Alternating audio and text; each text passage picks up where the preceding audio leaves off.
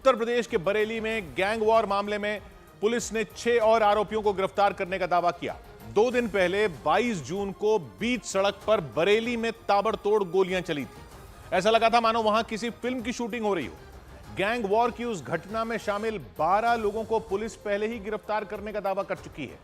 Police सूत्रों के मुताबिक ये पूरा बवाल इज्जत नगर थाना इलाके में मौजूद एक दुकान पर कब्जे को लेकर हुआ था। कब्जे की इस लड़ाई में इलाके के 2 गैंग आमने सामने आ गए थे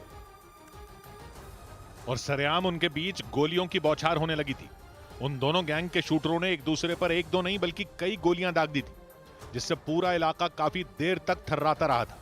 देखकर ऐसा लगा जैसे बीच सड़क पर फिल्म की कोई शूटिंग चल रही हो।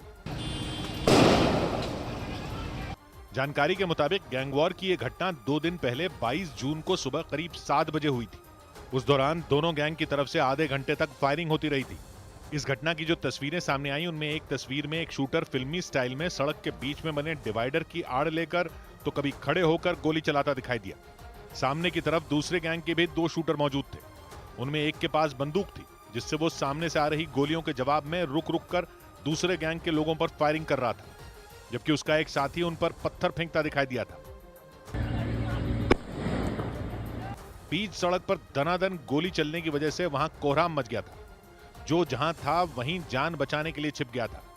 हालांकि बाद में एक गैंग के बदमाश कार से वहां से फरार हो गए थे। राहत की बात यह रही कि गैंग वॉर की इस घटना में किसी राहगीर को गोली नहीं लगी थी।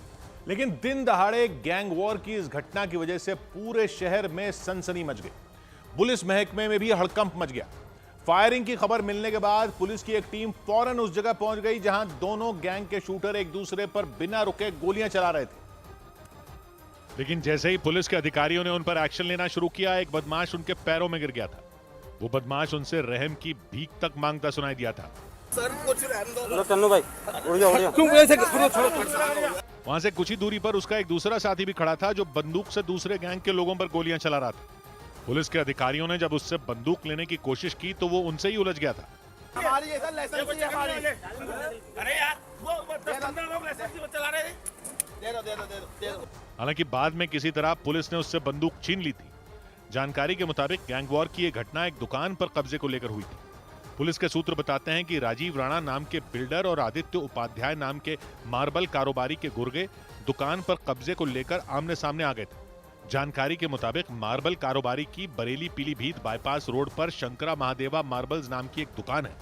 आरोप है कि दुकान पर कब्जा करने के लिए बिल्डर राजीव राणा अपने कई गुर्गों के साथ 2 बुलडोजर लेकर वहां पहुंचे थे, जिसका मार्बल कारोबारी और उनके लोगों ने विरोध किया। बात आगे बढ़ी तो दोनों गुटों के बीच अंधाधुंध फायरिंग शुरू हो गई।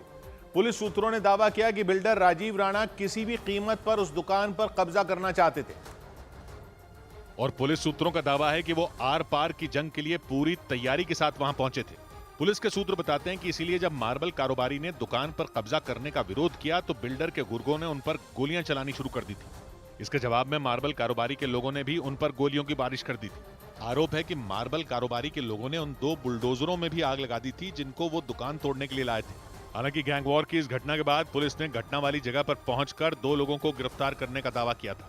इसके अगले दिन पुलिस ने ताबड़तोड़ कार्रवाई करते हुए इस मामले में 18 आरोपियों को गिरफ्तार करने का दावा किया। खबर है कि गैंग वॉर में शामिल सभी आरोपियों की संपत्तियों पर बुलडोजर चलाने की कार्रवाई की जा सकती है। पुलिस के सूत्र बताते हैं कि दुकान पर कब्जे की इस लड़ाई में कुछ नेताओं के भी नाम सामने आए। इसीलिए पुलिस ने गैंग वॉर की घटना की जांच के लिए कई टीमें बना दी, ताकि इस पूरे खेल से पर्दा उठाया जा सके।